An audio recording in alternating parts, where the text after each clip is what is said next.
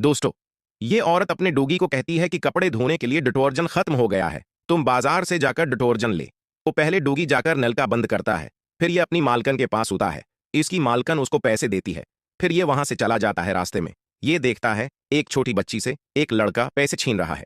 ये डोगी इस बच्ची को बचाता है, लेकिन वो लड़का इस बच्ची के पैसे लेके भाग जाता है।